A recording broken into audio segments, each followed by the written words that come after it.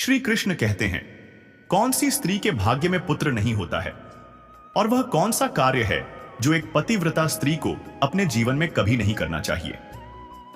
मित्रों, प्रभु श्री कृष्ण कहते हैं कि यह कहानी सुनने के बाद किसी भी स्त्री की पुत्र प्राप्ति की इच्छा जरूर पूरी होती है। इसलिए इस कथा को अंत तक ध्यान से जरूर सुनना चाहिए। दोस्तों, इस कथा में श्री कृष्ण बताते हैं कि कैसे एक स्त्री को 14 साल तक एक भी पुत्र नहीं हो पा रहा था, लेकिन केवल एक उपाय करने से उसे 5-5 संतान प्राप्त हुई। मित्रों, चलिए जानते हैं। एक समय की बात है जब माता पार्वती भगवान भोलेनाथ से कहती हैं, हे प्रभु, आज जब मैं पृथ्वी लोक पर भ्रमण कर रही थी तो मैंने देखा कि वहां की स्त्रियां बहुत परेशान हैं। किसी को संतान नहीं हो रही है तो किसी को पुत्र प्राप्ति नहीं हो पा रही है। प्रभु, मैं जानना चाहती हूं कि ऐसा क्यों होता है। कौन सी स्त्री के भाग्य में पुत्र नहीं होता है और वह कौन सा उपाय है जिससे किसी स्त्री को पुत्र की प्राप्ति हो सकती है। भगवान भोलेनाथ माता पार्वती के प्रश्नों को सुनकर मुस्कुराते हैं और कहते हैं, हे देवी, मैं तुम्हें एक कथा सुनाता हूं जिसे सुनकर तुम्हें तुम्हारे सभी प्रश्नों का उत्तर मिल जाएगा। किंतु कथा को अंत तक बहुत ध्यान से सुनना, क्योंकि यह उपाय समस्त पृथ्वीवासियों के लिए किसी वरदान से कम नहीं है। यह सुनकर माता पार्वती प्रसन्न हो जाती हैं और कहती हैं, हे प्रभु, आप जल्दी से कथा सुनाना आरंभ कीजिए। चाहे कुछ भी हो जाए, मैं इसे पूरा मन लगाकर अंत तक जरूर सुनूंगी। भगवान भोलेनाथ कथा सुनाते हुए कहते हैं, एक समय की बात है जब एक गांव में एक सेठ रहता था और वह अपनी पत्नी को अपनी जान से भी ज्यादा प्यार करता था। अब आगे क्या हुआ? कौन सा उपाय था जिसने स्त्री को पुत्र रत्न की प्राप्ति कराई? क्या कोई रहस्य छिपा था इस कथा में? जाने के लिए कथा को आगे सुनिए। सेठ अपनी पत्नी के बिना एक पल भी नहीं रह पाता था। उसके 2 बेटे थे और बड़े बेटे की शादी हो चुकी थी, लेकिन सेठ की पत्नी बहुत ही दुष्ट स्वभाव की थी। सेठ का छोटा बेटा तो और भी भयंकर था। गुंडों जैसा व्यवहार करता, लोगों को परेशान करता, जबरदस्ती पैसे मांगता, किसी को भी चोट पहुंचा देता। पूरे गांव में उसका खौफ था और लोग उससे डरते थे। पर सेठ का बड़ा बेटा और उसकी पत्नी बहुत ही अच्छे स्वभाव के थे। उसकी बहू अकेले ही घर का सारा काम करती थी, खाना बनाना, सबके कपड़े धोना, हर काम खुद करना। फिर भी सेठ की पत्नी उसका हमेशा अपमान करती। लेकिन जब यह खबर मिली कि बहू मां बनने वाली है और वह भी एक बेटे की, तो सेठ की पत्नी खुशी से पागल हो गई। गांव भर में ढिंढोरा पिटवा दिया, हमारे घर में पोता आने वाला है। अब सास ने खुद घर का सारा काम संभाल लिया और बहू को आराम करने देने लगी। कुछ ही समय बाद जब बहू ने जुड़वां बेटों को जन्म दिया तो सेठ की पत्नी की खुशी का ठिकाना नहीं रहा। हमारे घर में 2-2 पोते आए हैं, वह खुशी से झूम उठी, जिससे अब सेठ की पत्नी अपनी बहू को भी बहुत मानने लगती है और घर की सारी जिम्मेदारी अपनी बहू को संभालने के लिए दे देती है, जैसे कि घर की तिजोरी की चाबी, घर का देख-रेख, सब कुछ। सेठ की पत्नी पोते को पाकर बहुत ज्यादा खुश थी। वहीं जो सेठ का छोटा बेटा था, वह एक अति सुंदर लड़की से प्यार करता था, जिसकी सुंदरता का चर्चा पूरे गांव में था। गांव का हर एक पुरुष चाहता था कि उसकी पत्नी ऐसी ही हो, एकदम आसमान से उतरी हुई परी जैसी।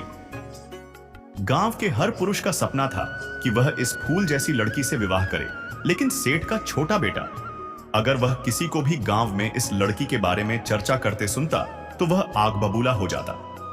वह उसे बहुत चोट पहुंचाता, बहुत मारता और गुस्से में कहता, इस लड़की का विवाह होगा तो सिर्फ मुझसे। पर नियति को कुछ और ही मंजूर था। उस लड़की का विवाह कहीं और तय हो चुका था। जब गांव के लोगों को यह खबर लगी तो वे सेठ के छोटे बेटे का मजाक उड़ाने लगे। बहुत बोलता था कि इस लड़की का विवाह सिर्फ तुझसे होगा। अब क्या हुआ? हो गया तेरा विवाह उस लड़की से। जैसे ही सेठ के छोटे बेटे को यह पता चला कि उसकी प्रेमिका का विवाह होने जा रहा है, उसका गुस्सा 7वें आसमान पर पहुंच गया। वह सीधे अपनी मां के पास गया और कुछ ऐसा कहा जिससे सब हक्का बक्का रह गए। शादी के दिन ही वह उस लड़की को जबरदस्ती उठा ले गया। हाँ, सही सुना, सीधे उसके घर से उठा लिया और फिर उसे लेकर एक मंदिर पहुंचा और वहां जबरन विवाह कर लिया। भगवान भोलेनाथ कथा को आगे बढ़ाते हुए बोले, सेठ की छोटी बहू का नाम राधिका था और वह बेचारी दिन रात घर का सारा काम करती थी, जबकि बड़ी बहू घर में मालकिन बनी बैठी थी, बिल्कुल रानी की तरह। वह कोई भी काम नहीं करती थी और उल्टा राधिका को हमेशा बहुत परेशान किया करती थी। सेठ की पत्नी भी यह सब अत्याचार देखकर कुछ नहीं बोलती थी, जैसे उसके अंदर इंसानियत नाम की कोई चीज ही नहीं थी। राधिका कितना भी घर का काम कर ले, लेकिन फिर भी सेठ की पत्नी और उसकी बड़ी बहू उसे ही डांटती रहती थी।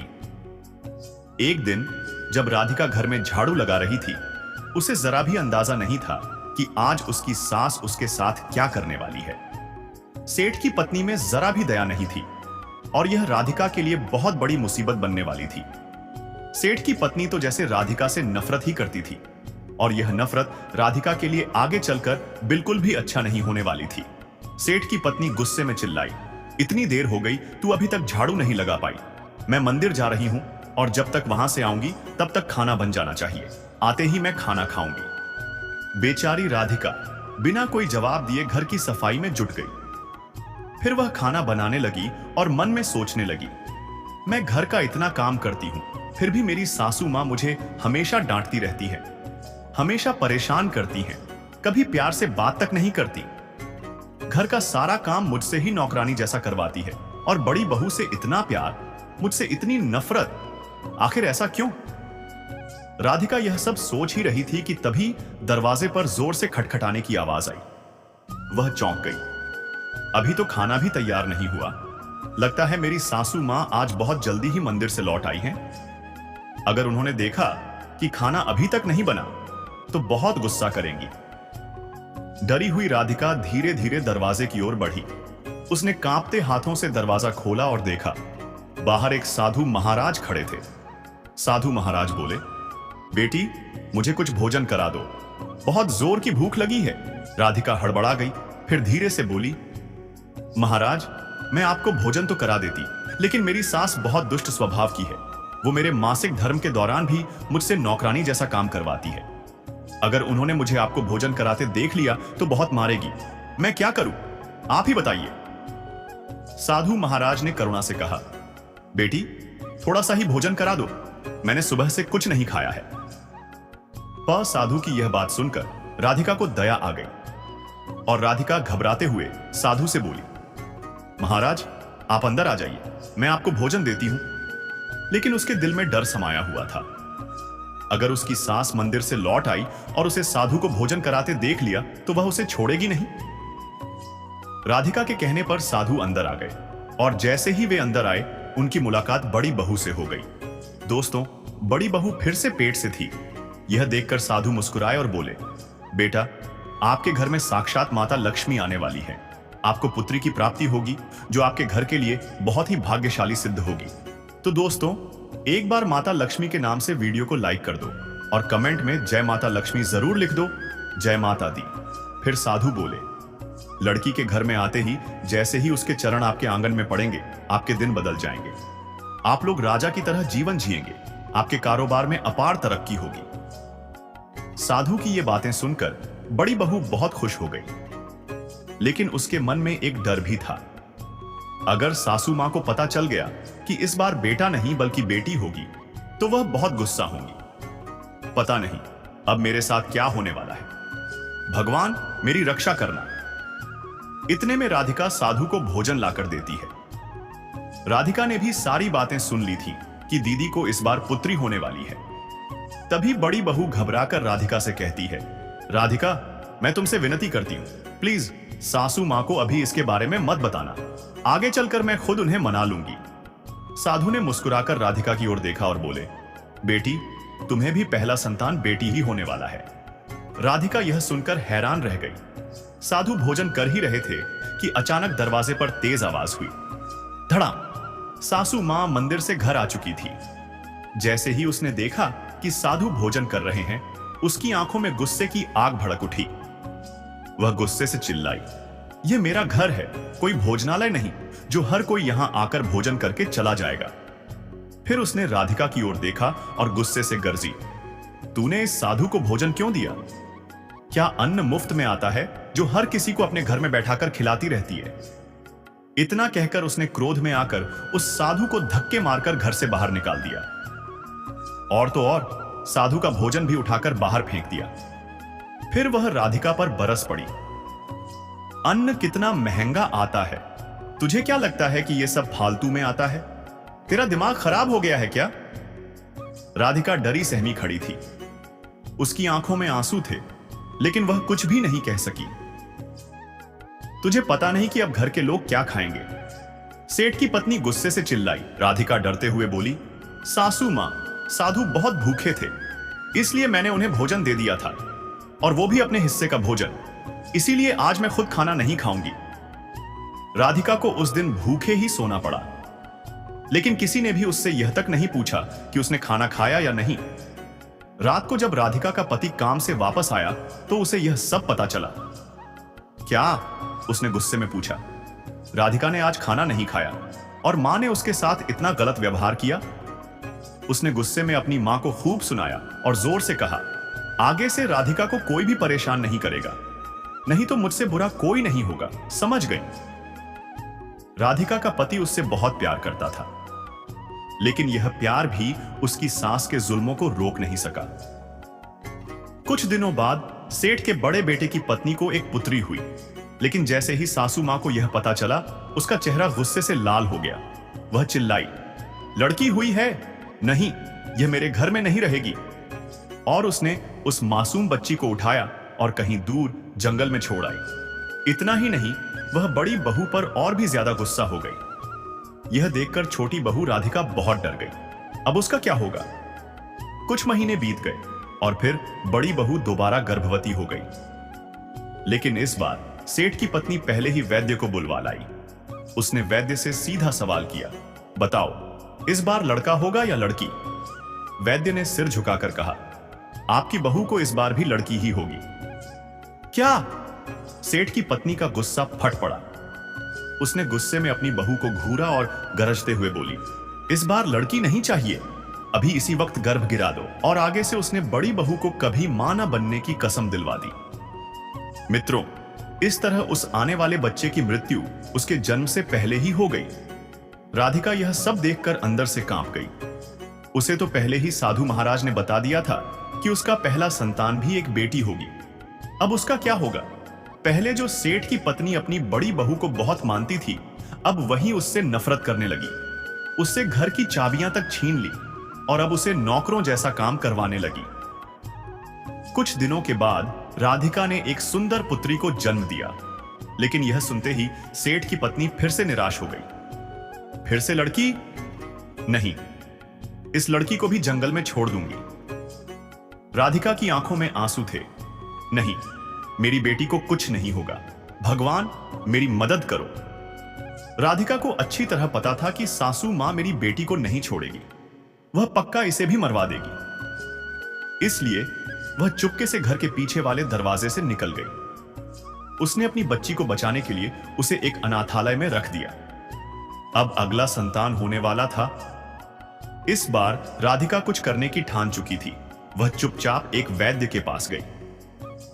महाराज, मुझे बताइए, इस बार मुझे क्या होने वाला है? वैद्य ने गंभीर होकर उसकी नाड़ी देखी, फिर धीमे स्वर में बोले, बेटी, इस बार भी तुम्हें पुत्री ही होगी। क्या? राधिका के चेहरे का रंग उड़ गया। भगवान, यह क्या लीला है? अब तो सिर्फ तीसरा महीना ही चल रहा था, यानी बेटी अभी सिर्फ 3 महीने की थी। राधिका भारी मन से घर वापस लौटी और अपनी दीदी से कहा, दीदी, इस बार भी मुझे बेटी ही होने वाली है। ना जाने भगवान क्या चाहते हैं। उसकी आंखों में आंसू थे। उसने हाथ जोड़कर आसमान की ओर देखा और प्रार्थना की, हे भगवान, कम से कम इस बार तो मुझे पुत्र दे देते। अब पता नहीं इस संतान के साथ क्या होगा, कृपा करके हमारी रक्षा करो। लेकिन राधिका को अंदाजा भी नहीं था कि उसकी यह बात कोई और भी सुन रहा था। सासू मां। जैसे ही उसकी सास ने यह सुना, वह आग बबूला हो गई। उसकी आंखों में क्रोध की ज्वाला जल उठी। वह राधिका की ओर झपटी और गुस्से में चिल्लाई, फिर से बेटी, यह अपशकुन अब इस घर में नहीं रह सकती। धक्का। राधिका एक झटके में जमीन पर गिर पड़ी। सासू मां ने गुस्से में चिल्लाकर कहा, चली जाओ यहां से। अब तुझे इस घर में रहने की कोई जरूरत नहीं।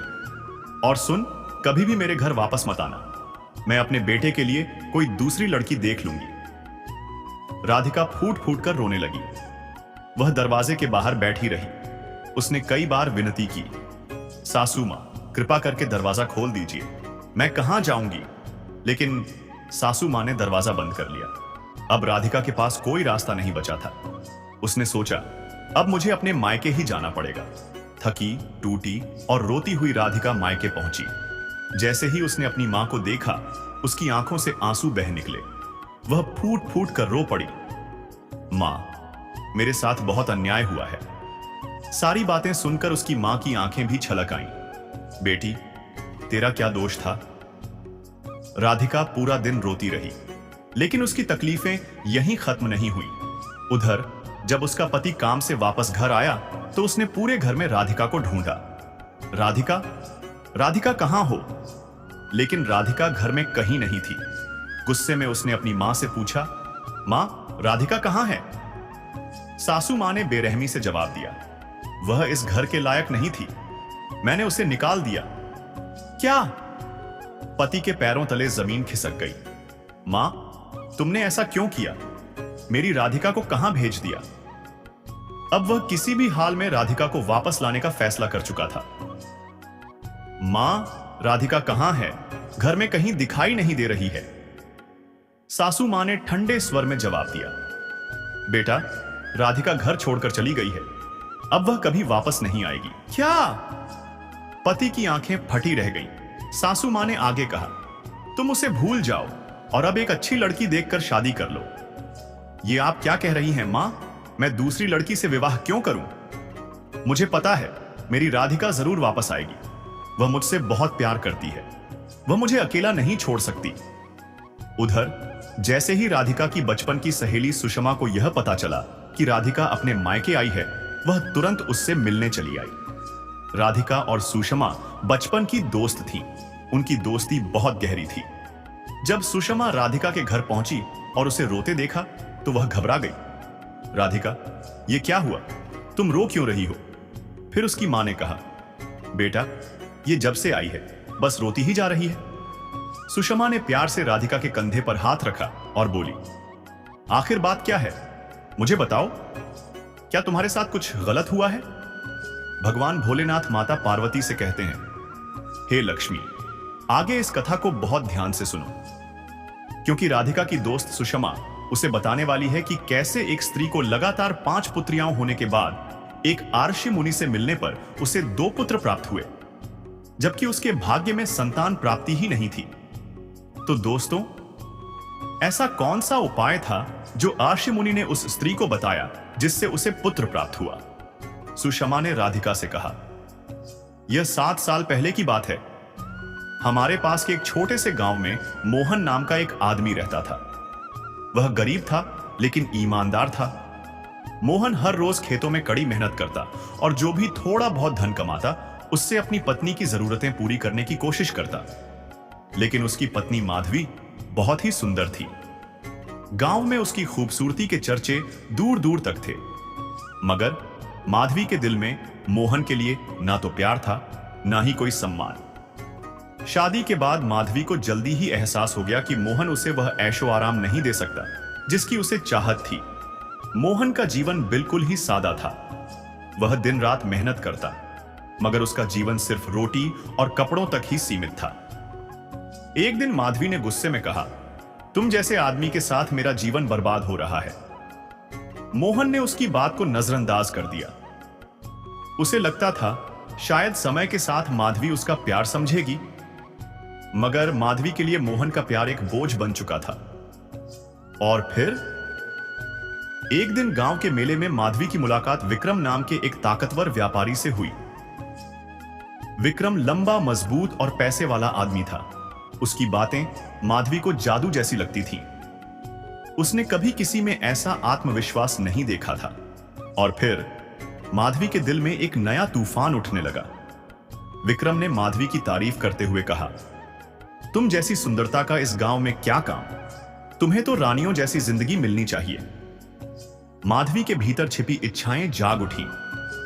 वह विक्रम के करीब होने लगी और कुछ ही दिनों में दोनों का रिश्ता गहरा हो गया। अब माधवी हर रोज किसी बहाने से विक्रम से मिलने जाने लगी। मोहन को माधवी की इन हरकतों पर शक होने लगा, लेकिन उसने कुछ नहीं कहा। वह सोचता था, शायद मेरा प्यार माधवी को सही रास्ते पर वापस ले आएगा। लेकिन तभी कुछ और हुआ। विक्रम के बाद माधवी की नजर गांव के योद्धा अर्जुन पर पड़ी। अर्जुन शक्तिशाली था, आकर्षक था। उसकी तलवारबाजी पूरे गांव में प्रसिद्ध थी। माधवी अब अर्जुन की ओर खींचने लगी। वह हर दिन अर्जुन को देखती, उससे मिलने के बहाने ढूंढती। और फिर एक दिन माधवी ने अर्जुन से कहा, तुम्हारी ताकत मुझे मोहित करती है।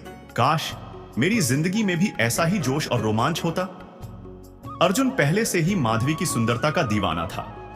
वह उसके जाल में फंस गया और फिर एक नया रिश्ता शुरू हो गया।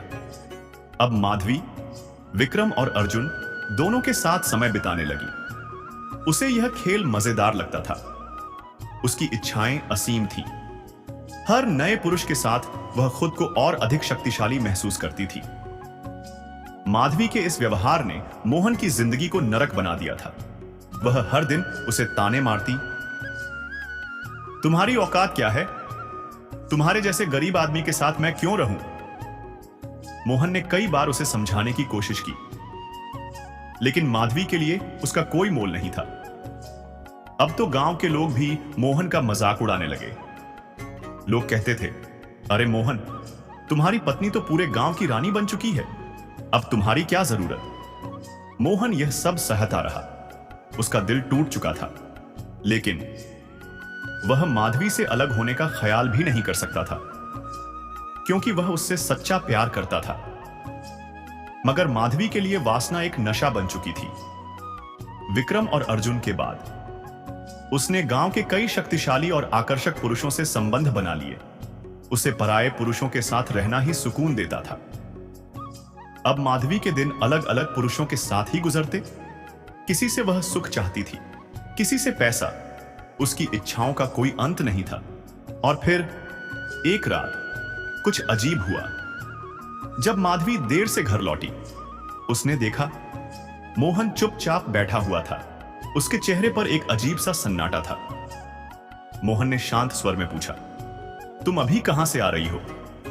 माधवी ने तंज कसते हुए कहा, इससे तुम्हें क्या? मैं किसी के भी साथ रहूं, तुम्हें परवाह क्यों है? मोहन कुछ नहीं बोला और अपने कमरे में चला गया। लेकिन उसके बाद कुछ बहुत अजीब होने लगा। माधवी को कुछ अजीब महसूस होने लगा। उसे हर वक्त ऐसा लगता था कि कोई उसका पीछा कर रहा है। जब भी वह बाहर जाती, उसे लगता कि कोई छिपकर उसे देख रहा है। डरते डरते उसने यह बात विक्रम और अर्जुन से कही। दोनों हंस पड़े। अरे माधवी, यह सब तुम्हारा वहम है। उन्होंने इसे मजाक में उड़ा दिया। लेकिन फिर एक दिन माधवी अचानक गायब हो गई। गांव में हड़कंप मच गया। लोग तरह तरह की बातें करने लगे। वह किसी प्रेमी के साथ भाग गई होगी।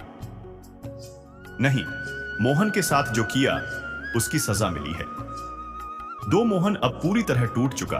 उसने गांव वालों से कहा, मैंने उसे इतना प्यार दिया, कभी कुछ नहीं कहा, लेकिन वह मुझे छोड़कर कहां चली गई। फिर 3 दिन बाद गांव के एक व्यापारी ने मोहन को एक चौंकाने वाली बात बताई। आज मैं जब दूसरे गांव में अपने खेत का गेहूं बेचने सेठ के पास गया था, तो घर लौटते समय मैंने तुम्हारी माधवी को देखा। क्या? मोहन की आंखें फटी रह गईं। व्यापारी ने आगे कहा, वह मंदिर में किसी बहुत ही शक्तिशाली और अमीर पुरुष के साथ शादी कर रही थी। नहीं, यह सच नहीं हो सकता। मोहन का दिल पूरी तरह से टूट चुका था। वह पूरी रात अकेले बैठकर रोता रहा। और फिर अगली सुबह मोहन ने खुद को फांसी लगा ली। नहीं मोहन, लेकिन अब कोई कुछ नहीं कर सकता था। सुषमा आगे राधिका से कहती है, लेकिन उससे पहले वीडियो को लाइक करके कमेंट में जय श्री कृष्णा और राधे राधे जरूर लिखें। भगवान भोलेनाथ और माता पार्वती का आशीर्वाद हमेशा आप पर बना रहेगा। आपके घर में कभी धन की कमी नहीं होगी। अब आगे की कथा सुनो। माधवी जिस पुरुष के साथ भागी थी उसका नाम रमण था। वह बहुत अमीर और शक्तिशाली था। रमण माधवी के रूप पर पूरी तरह से दीवाना था। माधवी को रमण बहुत पसंद करता था और जब रमण ने क्योंकि जो कुछ भी माधवी था वह सब रमण के पास था। और फिर माध्यमिक रावण के साथ शादी कर ली, लेकिन उसे शादी के 14 साल तक एक भी संतान नहीं हुआ।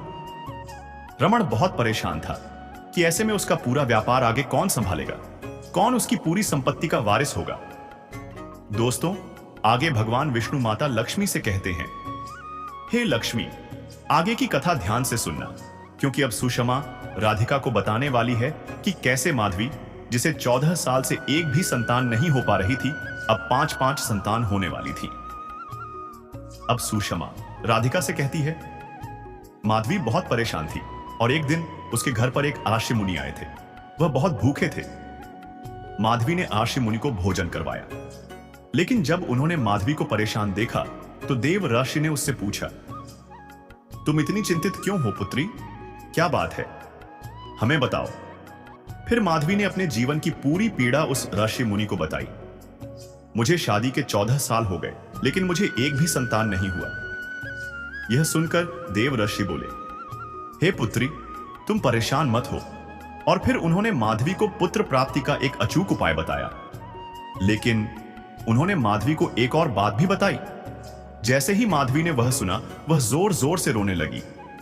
दोस्तों, वह कौन से पुत्र प्राप्ति के उपाय थे जो देव ऋषि ने माधवी से कहे थे, और वह कौन सी बात थी जिससे माधवी फूट फूट कर रो पड़ी?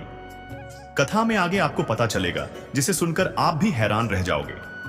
इसीलिए वीडियो को अंत तक ध्यान से सुनना, क्योंकि आपको पता चलेगा कि कैसे माधवी को 5 संतानें प्राप्त हुई। रमण बहुत खुश हो गया।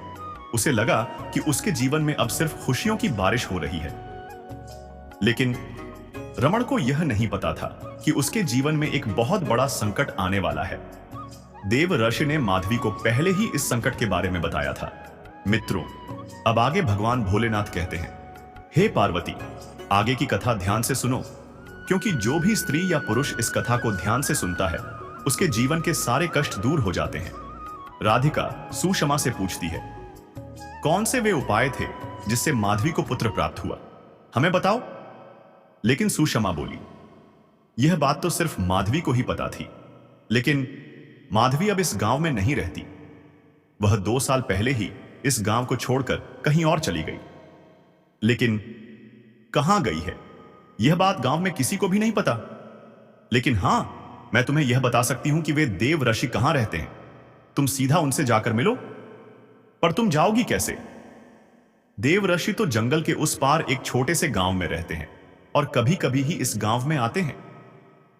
दोस्तों, आगे सुषमा बोलती है, तुम इंतजार करो, जब देव ऋषि इस गांव में आएंगे तब तुम उनसे पुत्र प्राप्ति के उपाय के बारे में पूछ लेना। लेकिन मित्रों, देव ऋषि कब गांव आते थे, इसके बारे में किसी को कुछ पता नहीं होता। इसलिए राधिका अगले दिन सुबह सुबह अकेले ही देव ऋषि से मिलने के लिए निकल पड़ती है। उसके साथ उसका पालतू कुत्ता भी पीछे पीछे आ जाता है। अब आगे भगवान भोलेनाथ कहते हैं, हे पार्वती, जैसे ही यह बात राधिका के पति को पता चलती है, वह डर जाता है। राधिका अकेले ही जंगल की तरफ गई है। अगर वह वापस नहीं आई तो कहीं उसे कोई जानवर मार न दे। यह ख्याल आते ही राधिका के पति को झटका लगता है और उसे लकवा मार देता है। उसका मुंह टेढ़ा हो जाता है। वह नीचे जमीन पर गिर जाता है। उसकी मां दिन रात उसकी सेवा करने लगती है। वह चाहती है कि उसका बेटा जल्दी से ठीक हो जाए। वह उसे डॉक्टर के पास भी ले जाती है, लेकिन फिर भी उसका बेटा ठीक नहीं हो पाता। इधर राधिका घने जंगल में पहुंच जाती है। वह भूखी प्यासी आगे बढ़े जा रही थी। तभी बारिश होने लगती है। राधिका जंगल में एक पेड़ के नीचे बैठ जाती है, लेकिन बारिश की बूंदें उसे लगातार भिगोती रहती हैं। अचानक राधिका को जंगल में एक गुफा दिखती है। अब क्या करती है वह? बारिश से बचने के लिए वह उस गुफा में चली जाती है। और जैसे ही वह गुफा में पहुंचती है, उसे वहां बहुत सारे सोने के सिक्के और सोने की मूर्तियां दिखाई देती हैं। यह क्या है? इतनी दौलत यहां कैसे आई? राधिका जैसे ही सोने के पास जाती है, उसे वहां एक लड़की की हल्की हल्की रोने की आवाज सुनाई देती है। यह कौन रो रहा है? तभी राधिका का कुत्ता आगे जाकर जोर जोर से भौंकने लगता है। अब क्या होगा? वह लड़की कौन है? क्या राधिका सुरक्षित रहेगी? आगे की कथा जानने के लिए वीडियो को पूरा देखिए। राधिका भी आगे बढ़ती है तो उसे एक लड़की रस्सी से बंधी हुई दिखाई देती है, जिसके मुंह में कपड़ा ठूंसा हुआ था, जिस वजह से वह कुछ बोल नहीं पा रही थी, सिर्फ रोए ही जा रही थी। राधिका यह सब देखकर डर जाती है। डरते डरते उसने उस लड़की के मुंह से कपड़ा हटाया। लड़की घबराई हुई आवाज में बोली, मैं पास के गांव के राजा की बेटी हूं। कुछ लुटेरों ने मुझे अगवा करके यहां बांध दिया था। वे मेरे पिता से सोने की मुद्राएं मांगने वाले थे। आपका बहुत बहुत धन्यवाद, आपने मेरी जान बचा ली, नहीं तो पता नहीं मेरे साथ क्या होता। राधिका ने कहा, मुझे जंगल के उस पार देवार्षि से मिलने जाना है, बहुत आवश्यक काम है। यह सुनकर राजा की बेटी भी राधिका और उसके ताकतवर कुत्ते के साथ चल देती है।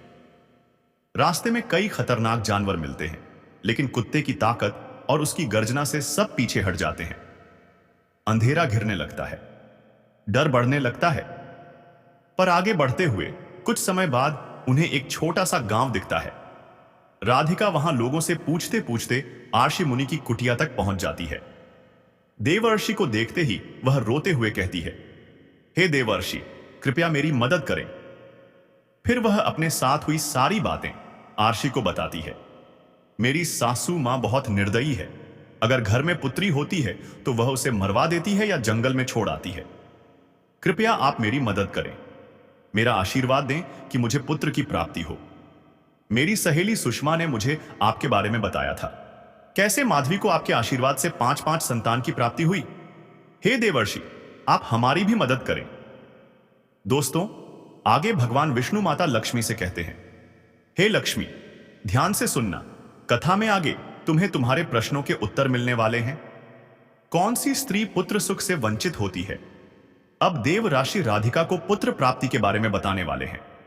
राधिका मन में सोचने लगी, यदि मुझे भी पुत्र हो जाएगा तो मुझे ससुराल में बहुत सम्मान मिलेगा, मेरी सास मेरी इज्जत करेगी। देवराशि आगे उपाय बताते हुए कहते हैं, हे पुत्री, तुम तो भगवान श्री राम के पिता अयोध्या के राजा दशरथ के बारे में जानती ही होगी। वास्तव में राजा दशरथ के भाग्य में संतान सुख नहीं था। 3-3 रानियों से विवाह करने के बावजूद उन्हें संतान की प्राप्ति नहीं हुई। लेकिन फिर एक ऐसा श्राप उन्हें मिला जिसके कारण उन्हें 4-4 पुत्र प्राप्त हुए, श्री राम, लक्ष्मण, भरत और शत्रुघ्न। राधिका ने चकित होकर पूछा, आखिर वह कौन सी वजह थी जिससे राजा दशरथ को 4 पुत्र प्राप्त हुए? देव ऋषि बताते हैं, यह घटना उस प्राचीन काल की है जब राजा दशरथ अपनी युवावस्था में शिकार के शौकीन थे। राजा दशरथ धनुर्विद्या में इतने निपुण थे कि केवल आवाज सुनकर निशाना साध सकते थे। एक दिन घना अंधकार था, जंगल में सन्नाटा पसरा था। अचानक छप छप पानी में हलचल हुई, जैसे कोई जानवर पानी पी रहा हो। दशरथ ने बिना यह जाने कि वहां कौन है, धाएं तीर छोड़ दिया। लेकिन आहा, अगले ही पल एक इंसान की चीख गूंज उठी। राजा दशरथ हड़बड़ा कर दौड़े।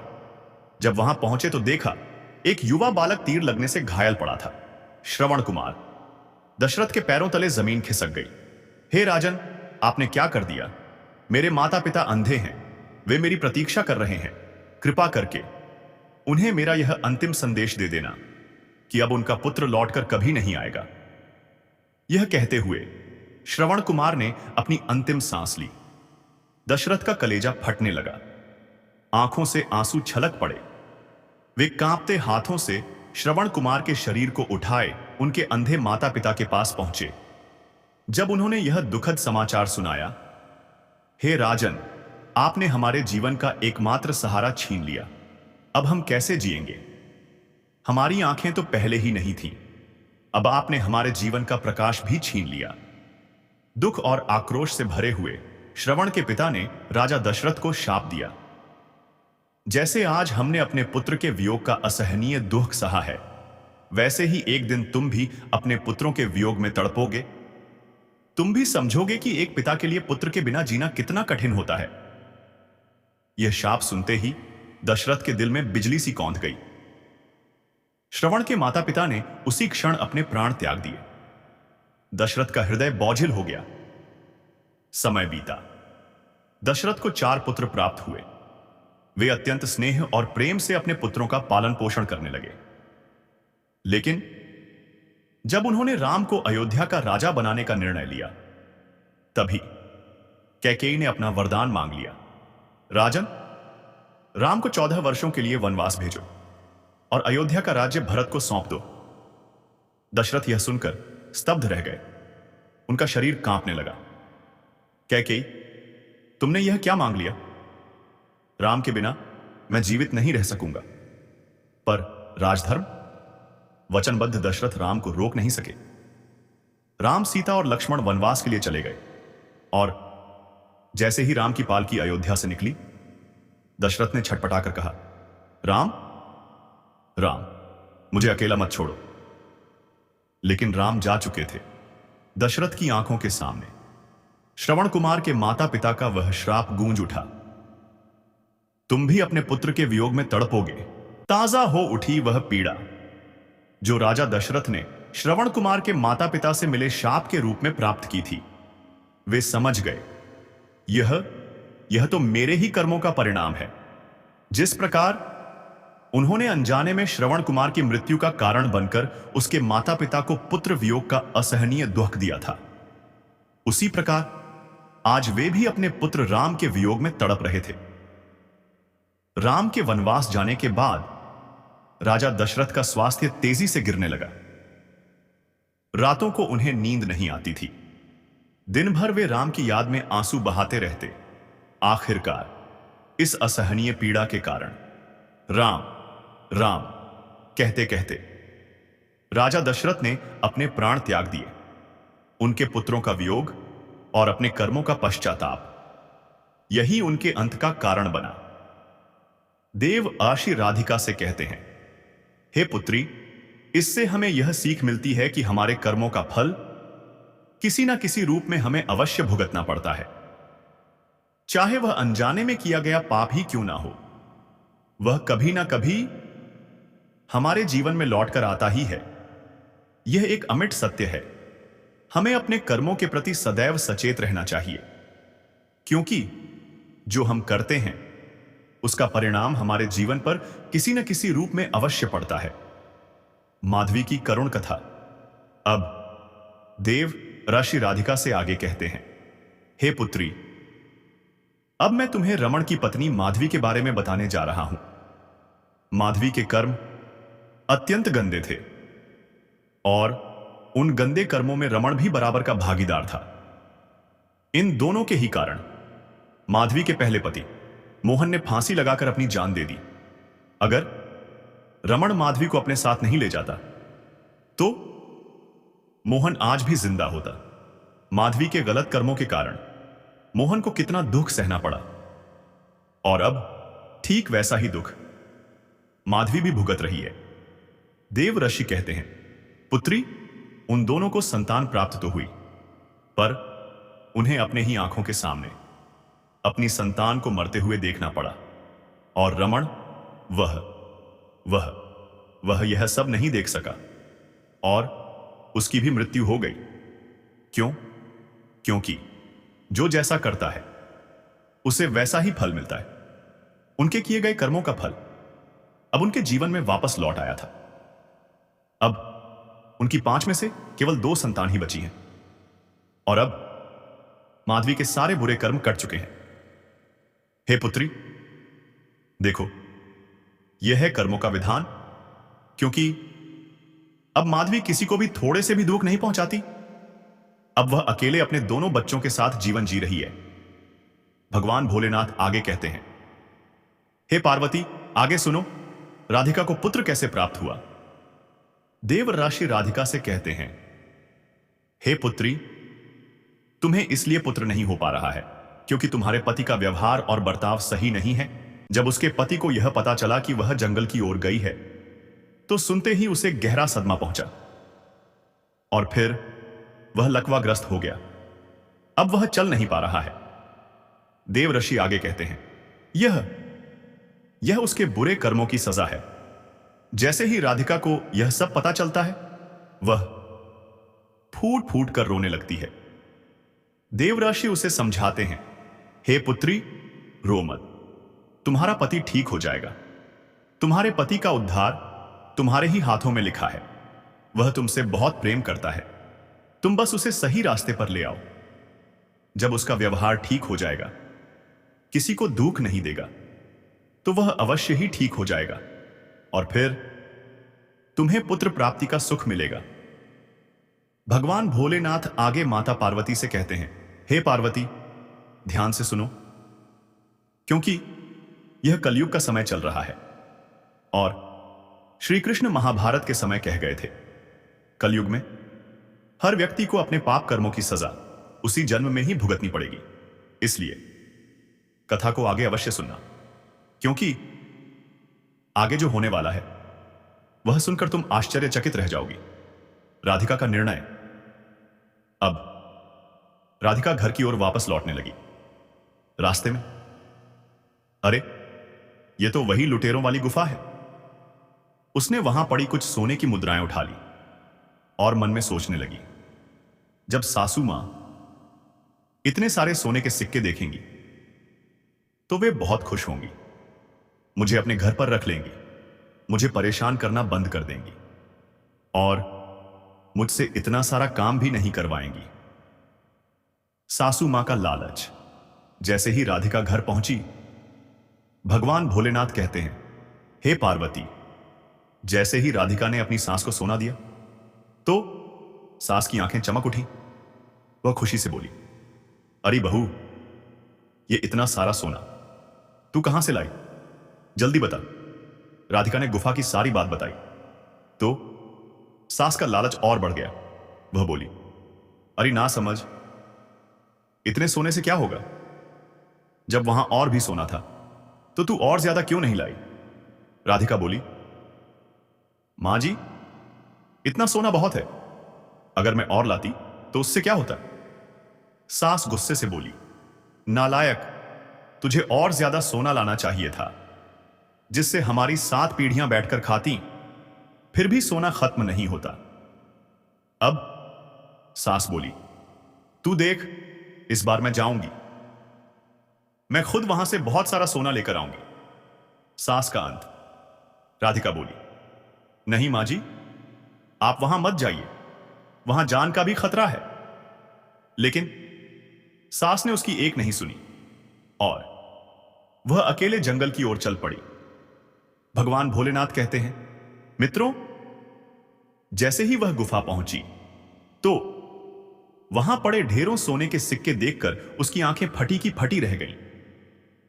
इतना सारा सोना, उसका लालच बढ़ता गया और फिर जल्दी जल्दी उसने सिक्के झोले में भरने शुरू कर दिए।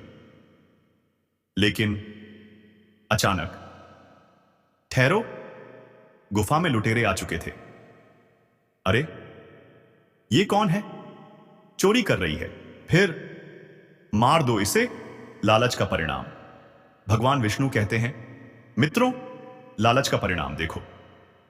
लुटेरों ने उस औरत को मारकर पास के गांव में फेंक दिया। जब उसके घर वालों को इस घटना का पता चला तो हर कोई वहां पहुंचा। राधिका रोते हुए बोली, मैंने सासू मां को समझाया था, पर उन्होंने मेरी बात नहीं मानी। अब देखो, उनके लालच ने उन्हें बर्बाद कर दिया। भगवान विष्णु कहते हैं, इस प्रकार लालच ने उसकी सास की जान ले ली और सेठ को भी उसकी सजा मिल गई, क्योंकि सेठ अपनी पत्नी के गलत कर्मों में हमेशा उसका साथ देता था। अब वह जीवन भर अकेले दुख भोगने के लिए रह गया। सुखद अंत। राधिका का पति अब पूरी तरह ठीक हो चुका था। कुछ समय बाद राधिका को पुत्र प्राप्ति हुई। हे पार्वती, राधिका अब बहुत खुश थी। उसने बड़े धूमधाम से अपने पुत्र जन्म की खुशी में भोज रखा और संत महात्माओं को भोजन कराया। उन्होंने उसे आशीर्वाद दिया। भगवान भोलेनाथ माता पार्वती से कहते हैं, हे पार्वती, अब मेरी कथा समाप्त हुई। सीख, हमें अपने कर्मों का फल अवश्य भुगतना पड़ता है। गलत करने वाले से बड़ा पापी वह होता है जो किसी के गलत कर्मों में उसका साथ देता है। तो मित्रों, यदि वीडियो अच्छी लगी हो तो लाइक, शेयर और कमेंट जरूर करें और चैनल को सब्सक्राइब करके बेल आइकन दबाना ना भूलें। जय श्री कृष्ण। राधे राधे।